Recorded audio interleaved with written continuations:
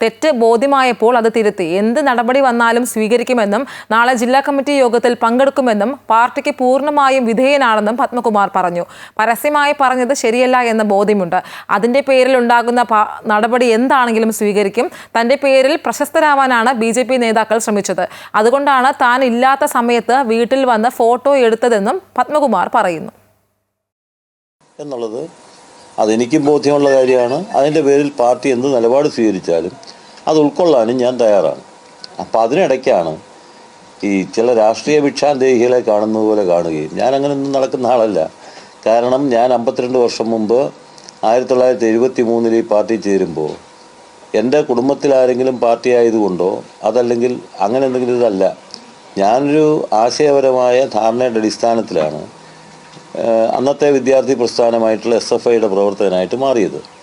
അപ്പോൾ സ്വാഭാവികമായി കഴിഞ്ഞ 52 വർഷക്കാലം പ്രവർത്തനം നടത്തി. ആ പ്രവർത്തനത്തിനിടയ്ക്ക് സ്വാഭാവികമായിട്ട് മനുഷ്യരാകുമ്പോൾ തെറ്റും ശരിയൊക്കെ ഉണ്ടാവും. നമ്മുടെ പാർട്ടിയിൽ തന്നെ എത്രയോ പേര് ചിലപ്പോൾ വിട്ടുപോയിട്ടുള്ളവർ തിരിച്ചു വന്നിട്ടുണ്ട്. ചിലപ്പോൾ ഈ പാർട്ടിയിൽ നിന്ന് തന്നെ മാറി ഒരു നിലപാട് സ്വീകരിച്ചിട്ട് വീണ്ടും തിരിച്ചു വന്നിട്ടുണ്ട്.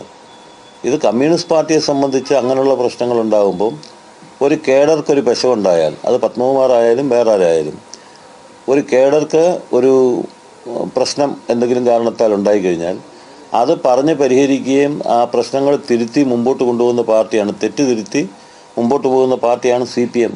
സ്വാഭാവികമായിട്ട് അത് മനസ്സിലാക്കാത്ത ചില ആൾക്കാരാണ് ഇപ്പോൾ ചെറിയ മഴയൊക്കെ പെയ്യുമ്പം കിളുത്തു വരുന്ന ചില സംഗതികളുണ്ടല്ലോ.